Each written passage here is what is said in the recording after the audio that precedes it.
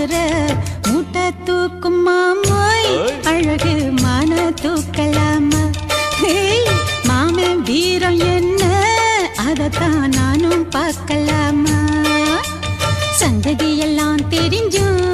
ஏயா சொதப்புற இப்படி சங்கதி எல்லாம் தெரிஞ்சும் ஏயா சொதப்புற இப்படி சொர்க்க வாசல் கதவு உனக்கு கிட்டத்தானே இருக்கு உள்ள வந்து பாரு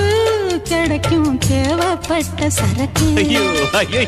எப்படி எப்படி அது அப்படி அப்படி ஏய் எப்படி எப்படி அது அப்படி அப்படி